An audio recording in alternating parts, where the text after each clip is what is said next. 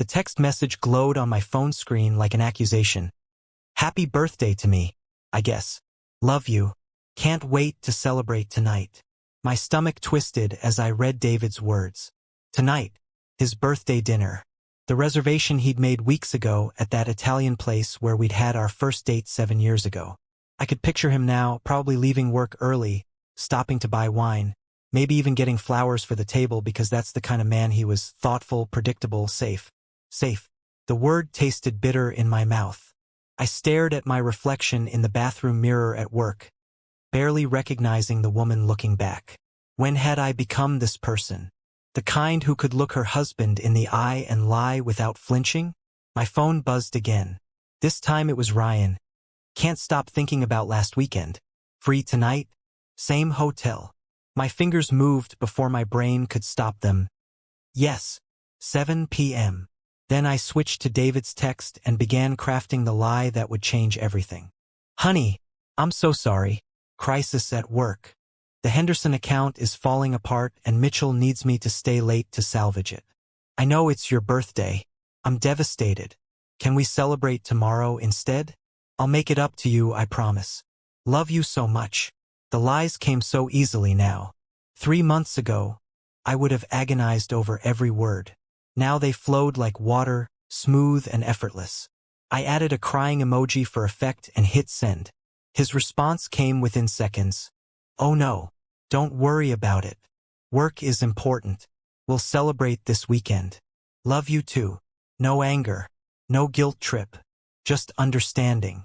That was David, always understanding, always accommodating. And somehow that made what I was about to do feel even worse. I left work at 5:30, telling my actual boss I had dinner plans for my husband's birthday. The irony wasn't lost on me. I drove across town to the Marriott where Ryan always booked us a room.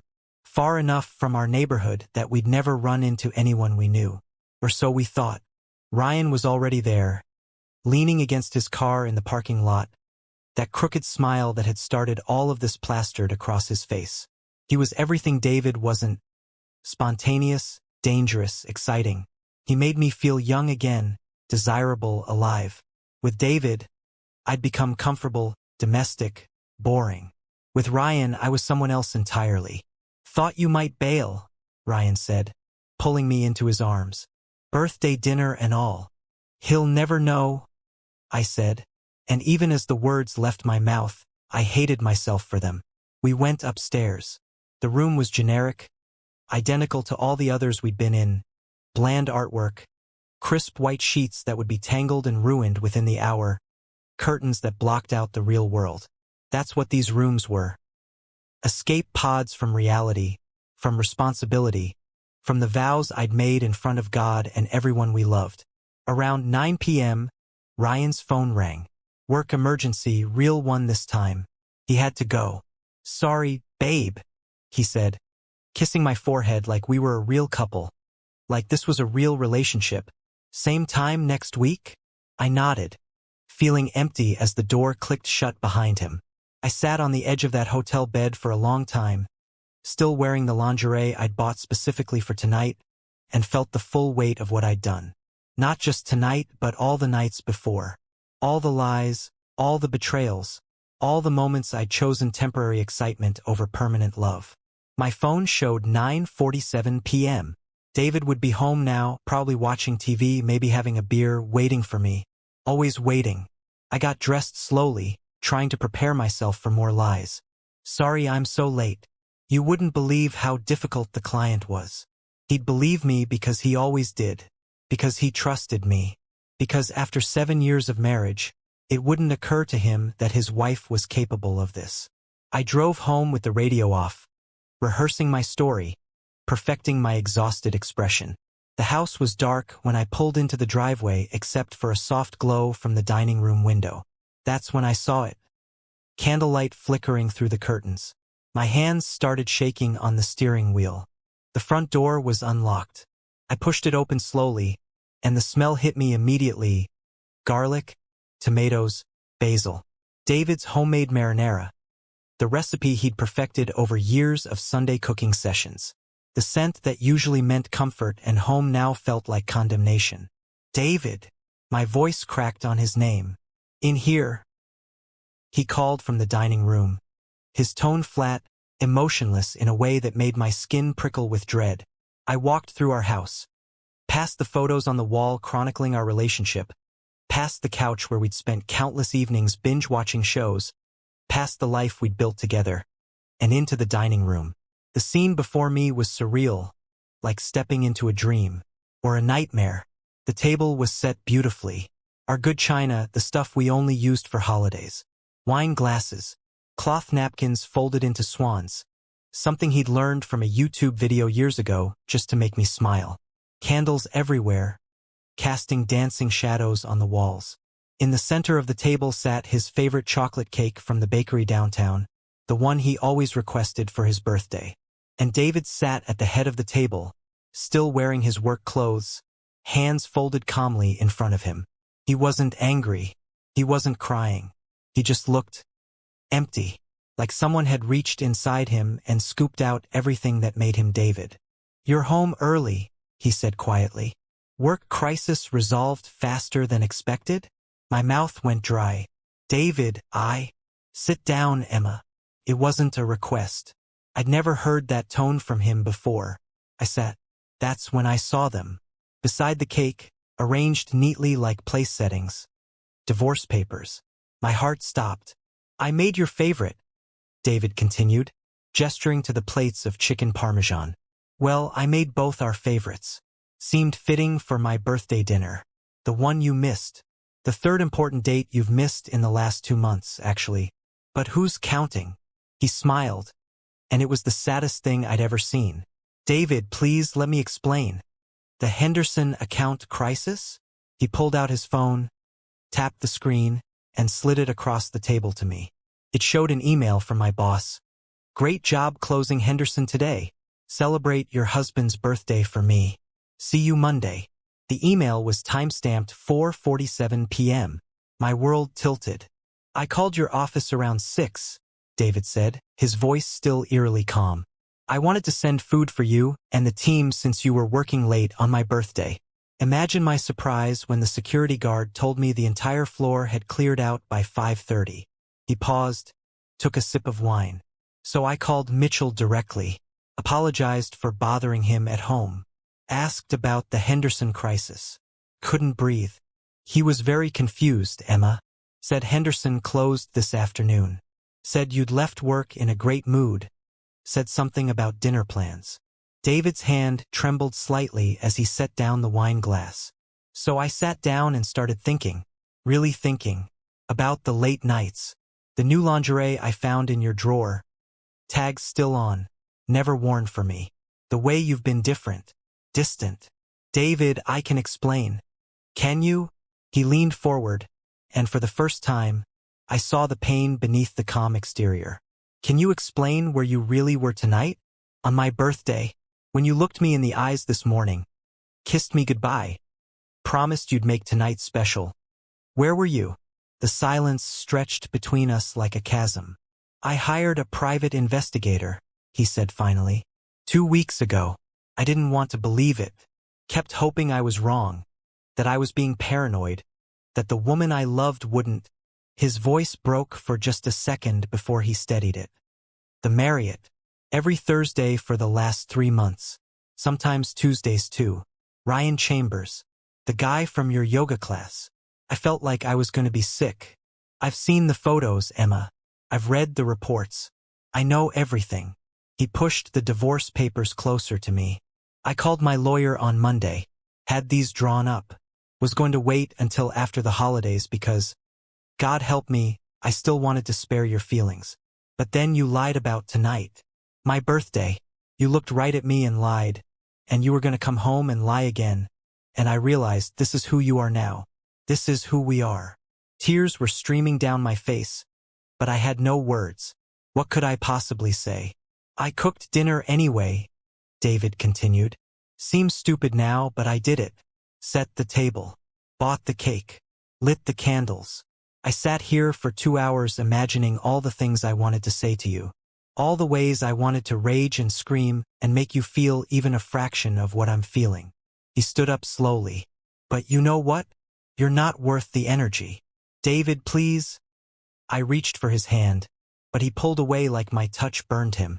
I loved you completely, he said, and the past tense shattered something inside me. I would have given you anything, done anything. All you had to do was talk to me. If you were unhappy, if you needed something I wasn't giving you, we could have worked on it. We could have fixed it together. But you didn't give me that chance. You just checked out, found someone else, and kept lying.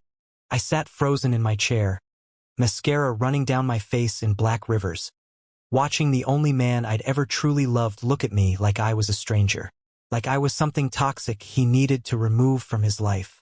How long have you known? I whispered. David laughed, but there was no humor in it. Does it matter? 2 weeks of certainty, but months of suspicion. Do you know what that's like, Emma? Lying next to someone every night, wondering if they're thinking about someone else?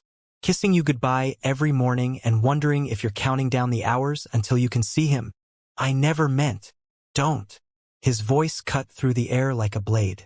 Don't say you never meant to hurt me. You meant every choice you made. Every lie you told. Every time you went to that hotel you chose to hurt me. You just didn't want to deal with the consequences. He walked to the window, stared out at the darkened street. I replayed everything in my head these past 2 weeks, looking for signs I'd missed. That Friday in March when you said you were going to your mom's, but your mom called here looking for you. The new perfume. The way you started taking your phone everywhere, even to the bathroom. The distance in your eyes when we made love. He turned back to me, and I saw tears on his cheeks. How long, Emma? How long have I been sleeping next to someone who didn't want to be there? The truth sat heavy on my tongue. For months. It's been 4 months. For months. He repeated it like he was trying to comprehend a foreign language. Our anniversary was 4 months ago. We went to that bed and breakfast in Vermont. You cried during dinner and told me you'd never been happier. That I was your whole world. His voice rose for the first time. Was he already in the picture then? Were you already fucking him? I flinched at the vulgarity. David never swore. It started a few weeks after that. I didn't plan. Nobody plans to cheat, he interrupted. But you made 1,000 little choices that led there. You chose to join that yoga class where you met him. Chose to give him your number. Chose to meet him for coffee. Chose to kiss him that first time. Chose to book that hotel room. Don't pretend this just happened to you.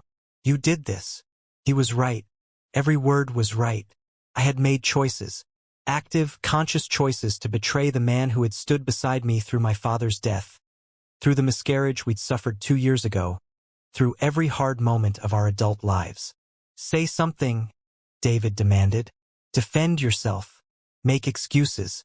Give me some ridiculous explanation for why you destroyed us. I don't have one. The words came out broken. There's no good reason. Ryan made me feel exciting, young, desirable, like I was someone interesting instead of just someone's wife, someone's employee. With you, everything was routine, comfortable, predictable. Comfortable, David repeated slowly. I made you feel comfortable, safe, loved, and that wasn't enough. That came out wrong. Did it? Because it sounds like you got bored with a good man who loved you. So you went looking for excitement without considering what you were risking. He grabbed the back of his chair, knuckles white. I wasn't enough for you. This life we built, it wasn't enough. I wasn't exciting enough, spontaneous enough, whatever enough. You're twisting my words. Am I? He pulled out his phone again, swiped through it, then read aloud. David is taking me to the farmer's market tomorrow. Kill me now. He looked up. Text to your friend Sarah. 2 months ago. He scrolled. Another Netflix night with the husband. Living the dream. He read, dripping with sarcasm. Sometimes I wonder what happened to the girl I used to be. He set the phone down. These are from your iCloud backup. Want to hear more? I have months of them. I felt stripped bare, every private thought exposed. You went through my messages? I went through the messages of a woman I suspected was cheating on me, he corrected. And I found exactly what I feared. You weren't just unhappy, Emma. You were contemptuous. Of me, of our life, of everything we'd built. You acted like being loved by me was some kind of prison sentence. That's not fair. Fair. His voice finally broke into something raw and anguished. You want to talk about fair? I planned tonight for weeks. Made a reservation at our place 3 months in advance. Asked your boss to make sure you weren't scheduled for any late meetings. Bought you that bracelet you kept looking at in the jewelry store window. I was going to propose we finally try for another baby. I know how much the miscarriage hurt you, hurt us, but I thought we were ready to try again. He gestured at the beautiful table, the untouched food, the melting candles.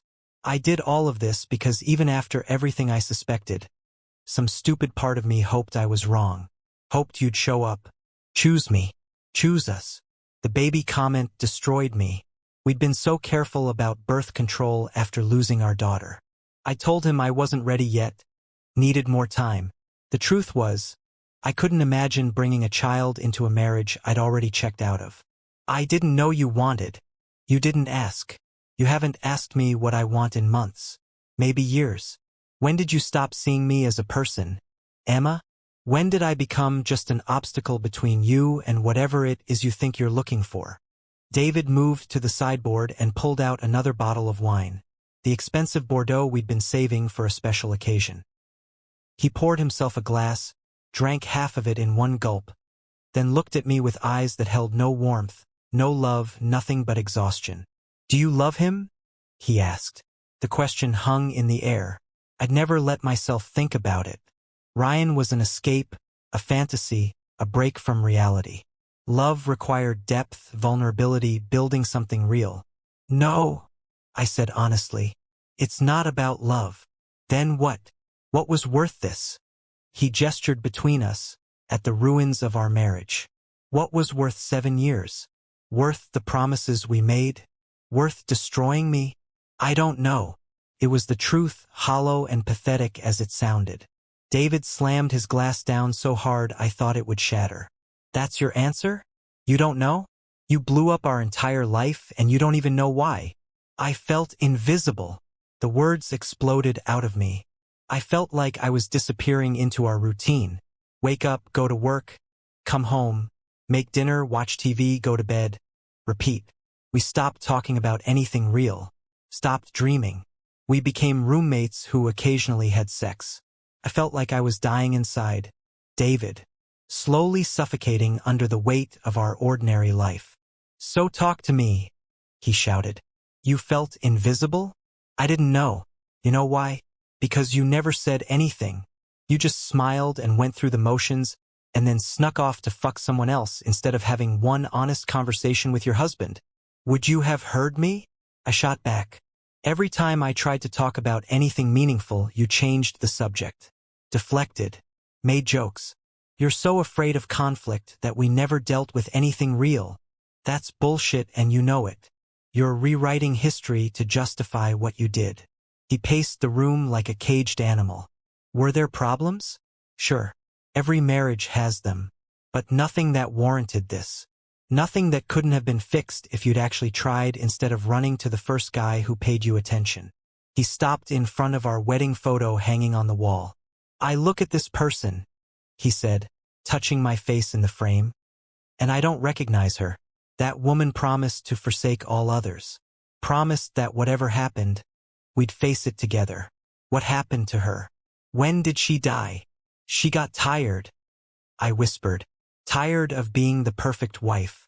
Tired of pretending everything was fine when I felt empty inside. Tired of trying to be enough for you when I couldn't even be enough for myself. David turned slowly. You felt empty? You want to know what empty feels like? Emma? Empty is getting the investigator's report. Seeing photos of my wife kissing another man in a hotel parking lot. Empty is calling your parents to tell them their daughter destroyed our marriage. Empty is packing my bags while you're at work, trying to figure out which memories I'm allowed to take and which ones are too painful to keep. Your bags. I looked around, suddenly noticing what was missing. His laptop, the pile of books he kept on the coffee table, his jacket on the coat rack. You're leaving? Tonight. I already left. Moved out 3 days ago. Stayed at Matt's place while I got the papers drawn up. I only came back tonight because... He trailed off, shook his head. I don't even know why. Closure, maybe. One last chance to see if any part of the woman I married still existed. He laughed bitterly. But you couldn't even show up for that. You were with him. On my birthday. That tells me everything I need to know. The reality crashed over me in waves. He was leaving. This was really ending. Not in some distant future I could prepare for, but now. Tonight. Wait. I stood up, panic clawing at my chest. We can fix this. I'll end it with Ryan. We can go to counseling. I'll do whatever it takes. Now you want to fix things?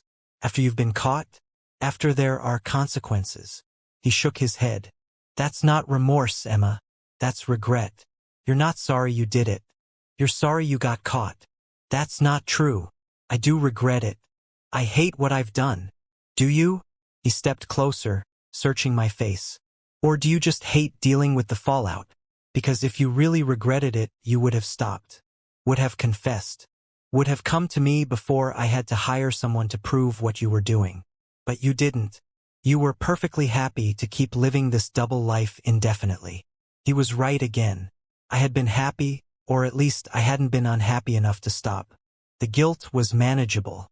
The lies came easily. I'd compartmentalized so effectively that I could go from Ryan's bed to David's within hours and barely flinch. I'm broken, I said, tears flowing freely now. Something inside me is broken. I don't know how to fix it. Then fix it, David said, but his voice held no sympathy. Go to therapy. Figure out why you're so desperate to destroy good things.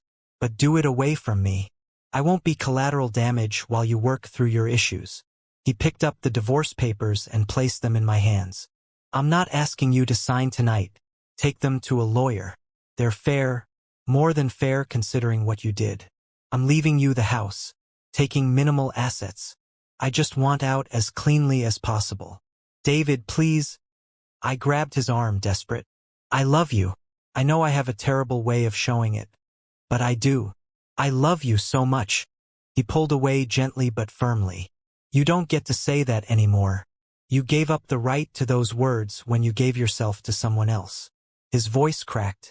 I loved you enough for both of us. It just wasn't enough to make you stay faithful.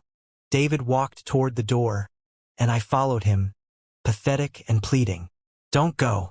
Please don't go. We can work through this. People do it all the time. Marriages survive infidelity. He stopped at the threshold and turned to face me one last time. Do you know what today is? Beyond my birthday? I shook my head, confused. 7 years. 7 years ago today, I asked you to marry me. Right here, actually. He gestured to the hallway where we stood. You were crying so hard you couldn't speak. Just nodded and kissed me. I thought I was the luckiest man alive. His eyes glistened with tears. 7-year itch. I guess that's real. The memory hit me like a physical blow. I'd forgotten. God help me. I'd completely forgotten that today marked not just his birthday but our engagement anniversary. The date he'd proposed. The date he'd probably chosen for tonight's dinner for that very reason. A celebration of where we started and how far we'd come. And I'd spent it in a hotel room with another man. I didn't remember. I whispered. I know. He said it sadly, without anger. That's the point, Emma. You forgot.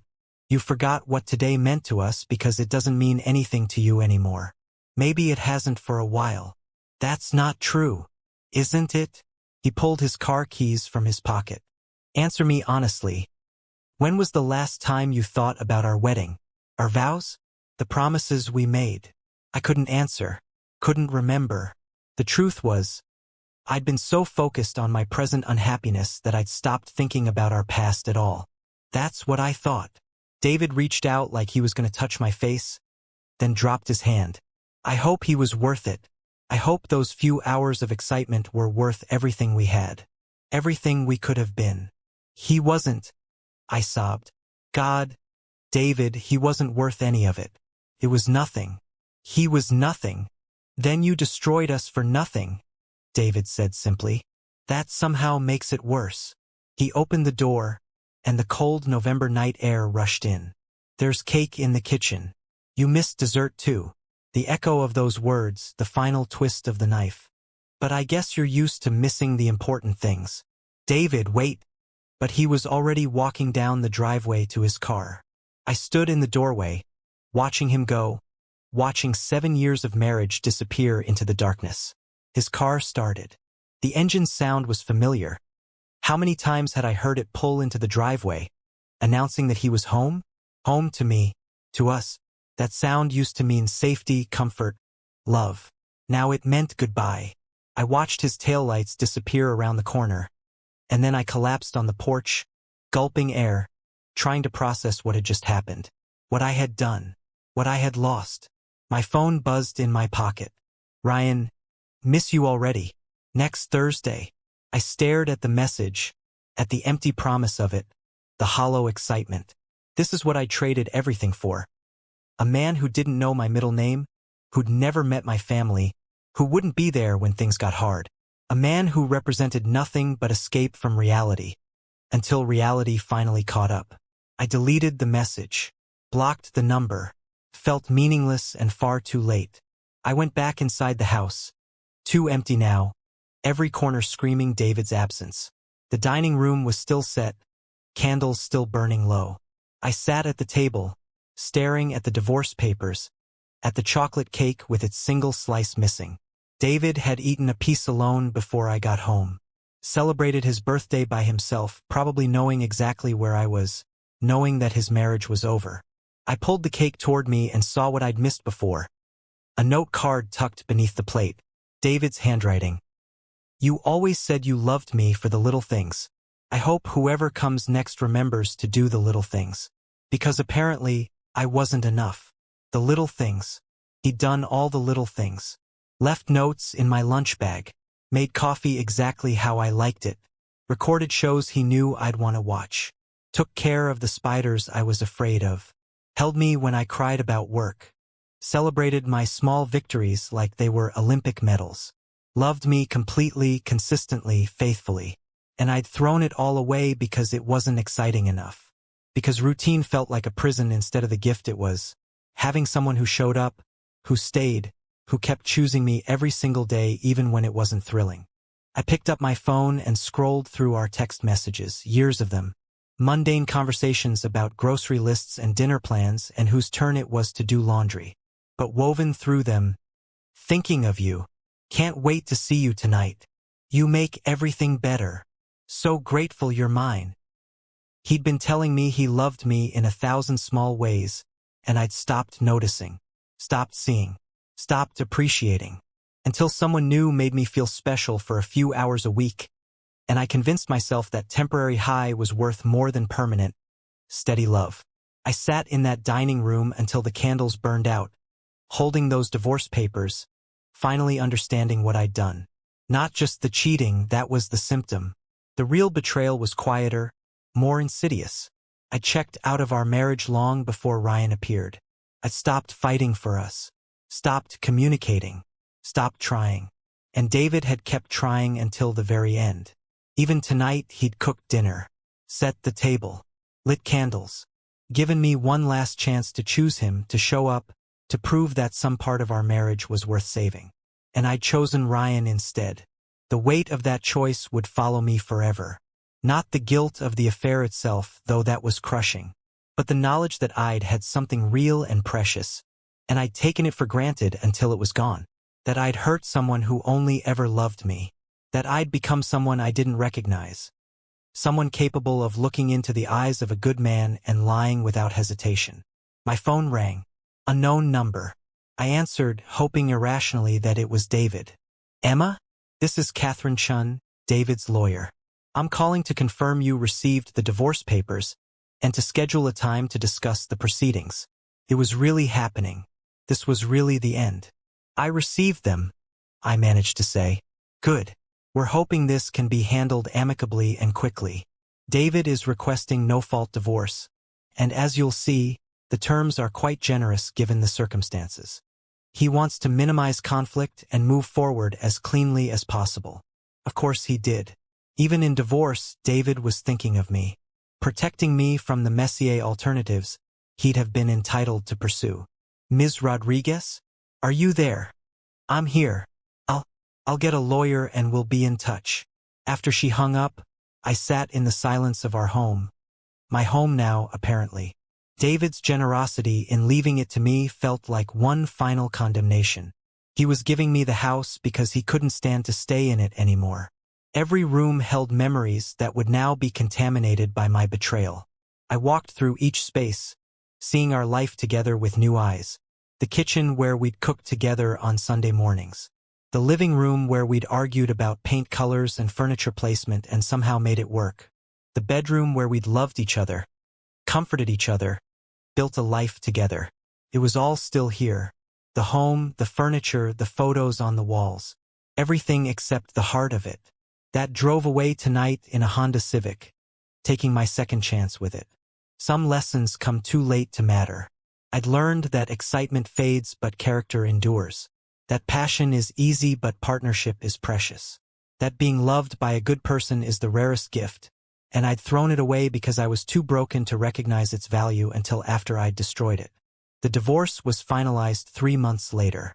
True to his word, David made it as painless as legally possible. We never spoke again after that night.